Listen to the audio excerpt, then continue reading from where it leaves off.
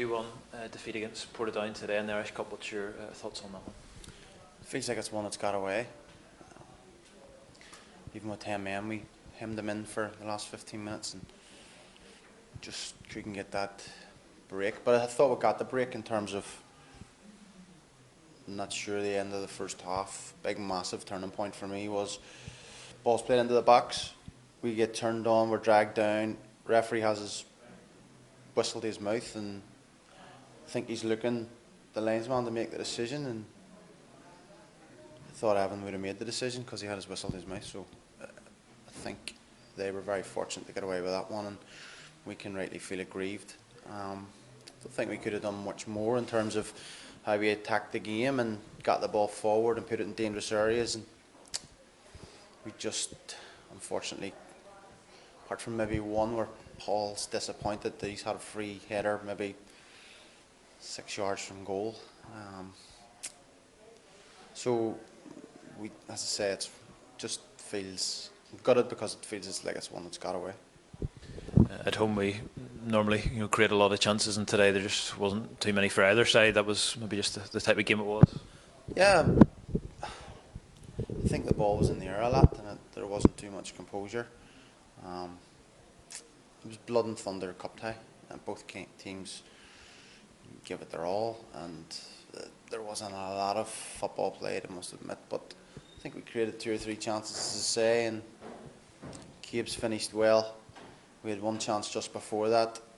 I think it's mentioned the penalty. I have no idea how it's not given, and then Paul's one in the end. So we're still creating 4 very good opportunities. So that side of it doesn't concern me.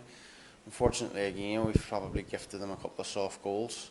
The first one we don't look after a throw-in. They break and score quite easily. The second one, we're caught daydreaming, and the boy nips in between us and pokes one home. So it's massively frustrating. We're having a bad run with injuries at the minute. The players we're missing today, and the couple that have had to go off as well. Yeah, I think it's fair to say we're, as the saying goes, down to the bare bones. So, but we'll not complain about that. We'll just carry on. We'll look to try and get a couple of bodies in next week, either back or in the door, in preparation for the game next Saturday. I think we have to do that based on how many players we have available. I mean, Michael Smith's come off. He's going to need to have his shoulder looked at. Scotty Irving's nowhere near it. Bucks is nowhere near it. James Nair's got himself stupidly sent off. Daniel Wilson's hurt himself, or gotten hurt, sorry, in the first half. Mark Hillen's pulled up a hamstring injury. So we're going to need to get bodies in one way or the other. Not long until the split now is the main thing to get ourselves in that top 6 when the split comes around. I think we have to get in the top 6, and then we got to look at, it's going to be Portadown or someone of similar ilk to Portadown in the playoff.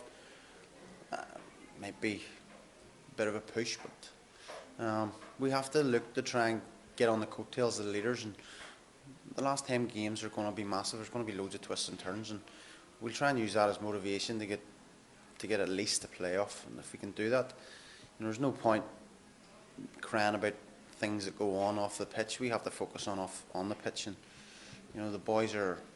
I think if we show that endeavour that we did today, we'll pick up a lot of points between now and the end of the season. But we need to use that as a catalyst and as a bit of hurt to drive us on, and I think we're more than capable of doing that.